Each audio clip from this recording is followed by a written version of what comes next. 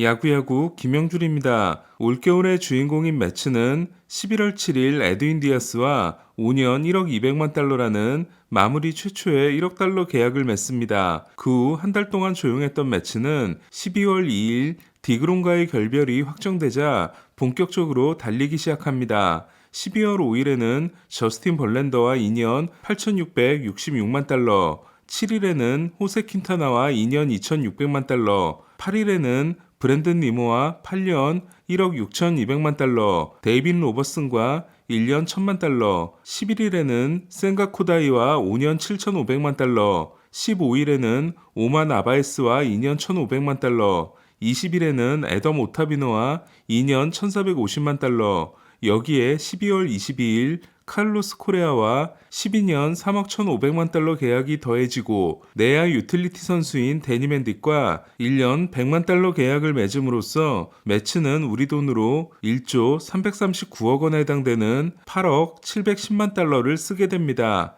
이는 두 번째로 많이 쓴 양키스보다 2억 달러 이상 많은 액수이며 지난해 텍사스에 5억 8,400만 달러를 경신한 역대 신기록에 해당됩니다. 지금까지 한 해 가장 많은 페이롤을 썼던 팀은 늘어나는 연봉을 감당하지 못해 네드 콜레티를 해임하고 앤드류 프리드먼을 템파베이에서 데려왔던 2015년의 다저스로 그해 3억 200만 달러를 쓴 다저스는 지금도 최고 기록으로 남아있는 4,360만 달러의 사치세를 내게 됩니다. 하지만 매츠는 코레아와 계약을 통해 페이롤이 3억 8,500만 달러가 됐고 사치세 납부액은 1억 1,300만 달러로 치솟아 페이롤과 사치세를 합치면 4억 9,800만 달러가 됐습니다. 사치세 계산 연봉에 사치세를 포함시킨 내년 페이롤 순위는 1위가 5억 200만 달러의 매츠, 2위가 3억 100만 달러의 양키스, 3위가 2억 5,100만 달러의 샌디에고이며 4위 필라델피아, 5위 토론토, 6위 애틀란타, 7위 에인절스, 8위 다저스, 9위 휴스턴, 10위는 보스턴입니다. 그러니까 매츠는 2위 양키스보다 2억 달러가 많고 10위 보스턴과는 3억 달러 차이입니다. 선수가 계약 합의를 앞둔 상황에서 다른 구단이 갑자기 나타나 선수를 채가는 걸 하이제킹이라고 합니다. 차량, 기차, 항공기 등을 불법적으로 납치할 때 쓰는 하이제킹은 금주법 시대 미국에서 불법으로 만들어진 술이 실린 화물차를 전문적으로 털었던 강도들이 하이잭이라고 외쳤던 데서 유래됐다고 합니다. 가장 대표적인 하이제킹 사례는 그레인키를 두고 벌인 다저스와 자이언츠의 2파전에서 자이언츠의 승리가 확정되려는 순간 애리조나가 갑자기 뛰어들어 5시간 만에 그레인키를 강탈했던 사례입니다. 하지만 이번 코레아 사태는 자이언츠가 상품의 포장을 다 벗겨놓고 단순 변심에 의해 취소를 함으로써 매츠가 리퍼 상품을 구입한 사례이기 때문에 하이제킹이라고 하기 어렵습니다. 더 놀라운 건 자이언츠가 이미 계약 합의를 이뤄놓고 그 전에 받은 의료 기록에 있던 내용 중 8년 전에 받은 다리 수술을 문제 삼아 최종 합의를 질질 끌었다는 겁니다. 코레아는 마이너리거 때 받은 그 수술 이후 심각한 다리 문제가 없었던 선수입니다. 이에 자이디가 제정신이 아니거나 갑자기 내려온 구단주의 지시에 핑곗거리를 억지로 찾은 게 아니라면 이해하기 어려운 행동입니다. 느낌이 싸해진 보라스는 자이언츠만 바라보고 있는 대신 매츠와 빠르게 접촉을 했고 결국 자이언츠가 보장한 액수보다 3,500만 달러가 적은 3억 1,500만 달러에 합의하게 됩니다. 하와이를 여행 중이었던 스티브 코엔이 1,000만 달러 차이에 대해 고민하자 부인이 그깟 1,000만 달러가 무슨 의미냐고에 코엔이 결심할 수 있었다고 하는데요. 이러고 나니 궁금해지는 점은 돈을 이렇게나 많이 쓴 매츠가 팀 최고의 스타였던 디그롬은 왜 잡지 않았냐는 겁니다. 스토브리그가 시작되기 전 디그롬의 계약에 대한 예상은 팬그래프가 3년 1억 2천만 달러, 트레이드 루머스가 3년 1억 3천만 달러였습니다. 이에 저는 디그롬에게 4년을 제시하는 팀이 승자가 될 거라고 생각했습니다. 하지만 놀랍게도 텍사스는 게리코를 넘어서는 3,700만 달러 평균 연봉을 무려 5년이나 보장해준다고 합니다.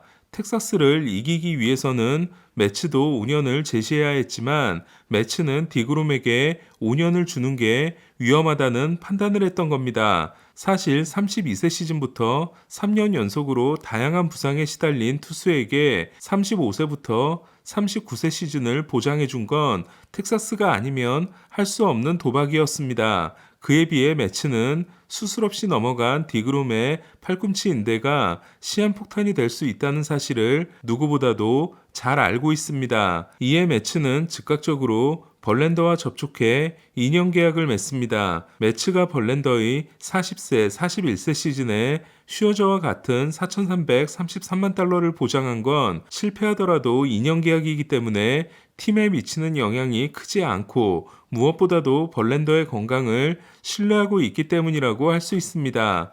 토미존 수술을 받았던 투수로서 현재 유일한 명예전당 투수인 스몰츠는 토미존에서 돌아온 첫 시즌에는 절대로 좋은 활약을 할 수 없다고 했지만 벌랜더는 토미존 복귀 시즌에 사이영을 따낸 최초의 투수가 됐습니다. 비록 종아리 부상으로 3경기를 결장했지만 팔꿈치를 포함한 상체에는 아무런 문제도 발생하지 않았습니다. 코엔의 부인이 결단을 촉구한 것처럼 벌랜더의 부활에는 케이트 업튼의 역할이 결정적이었던 걸로 알려지고 있습니다. MLB 2K 광고 현장에서 처음 만난 둘은 연인이 되기까지 2년이나 걸리게 됩니다. 벌랜더는 업튼을 만난 후 대학 때부터 사귄 여자친구를 빠르게 정리하지만 업튼은 여러 남자들을 더 만나고 나서야 마침내 2014년 초 벌랜더의 마음을 받아주게 됩니다. 문제는 2014년이 벌랜더에게 최악의 시즌이었다는 겁니다.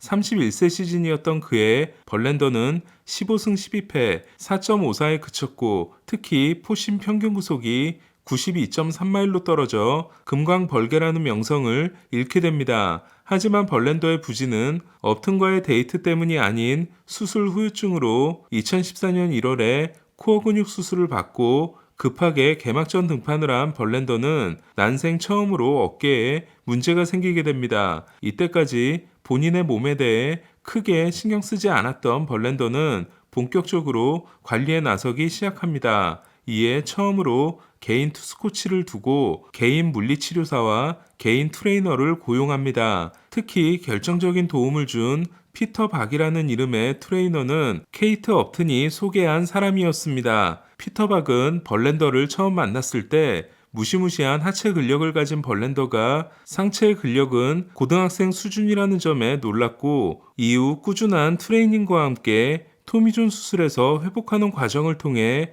부족했던 상체 근력을 타고난 하체 근력에 맞추게 됐기 때문에 톰 브래디와 같은 롱런을 할 수 있을 거라고 자신하고 있습니다. 지금은 자신의 몸에 대해 3명의 전문가들과 함께 끊임없이 공부하고 있다고 하는 벌랜더는 올해 기록한 94.9마일의 포심 평균 구속이 300K를 달성한 2019년에 94.6마일보다도 높았고 포심 구종 가치에서는 메이저리그 1위를 차지했습니다. 즉 매치는 연간 600만 달러를 더 주지만 디그롬의 35세, 39세 시즌보다 벌랜더의 40세, 41세 시즌을 선택했고 디그롬의 건강보다는 벌랜더의 건강에 더 믿음을 가지고 있는 겁니다. 디그롬을 포기하고 벌랜더를 택한 매치의 결정은 과연 옳았을까요? 매치의 시간이 거의 지나가자 스토브리그의 새로운 주인공이 나타났습니다. 코레아 사태를 수습해야 하는 자이언츠는 테일러 로저스와 3년 3,300만 달러에 계약했습니다. 자이언츠에는 로저스의 쌍둥이 동생인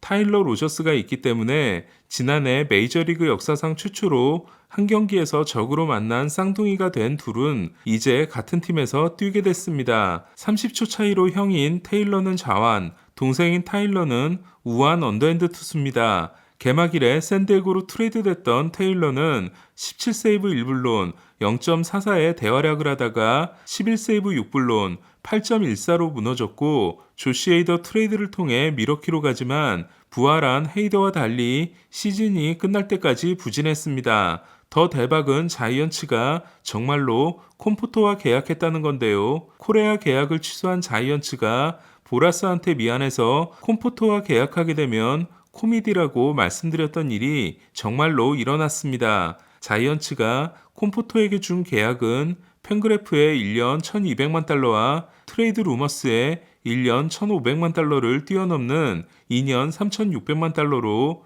1년을 완전히 쉰 선수에게 평균 연봉 1800만 달러를 준 셈이 됐는데요. 시장 분위기를 보면 오버페이가 아닐 수도 있지만 8년 전 수술을 이유로 계약을 무산시킨 후 더 화려한 부상 경력에다 어깨 수술을 받은 지 1년도 되지 않은 선수를 영입한 장면은 결과에 따라 크게 놀림받을 수밖에 없는 계약이 됐습니다. 콤포토는 첫 시즌 후 옵트아웃이 있습니다. 토론토는 외야 수비와 좌타선을 보강했습니다. 키어마이어와 1년 900만 달러 계약에 이어 애리조나에서 달튼 바쇼를 데려옴으로써 OAA 상위 1%인 바쇼와 2%인 키어마이어가 새로 합류했습니다. FA까지 4년이 남은 바쇼는 통산 출루율은 3할 6리에 그치지만 올해 27개의 홈런을 때려내며 장타력이 크게 성장한 바 있습니다. 놀라운 건 토론토가 구리엘과 함께 가브리엘 모레노를 보냈다는 건데요.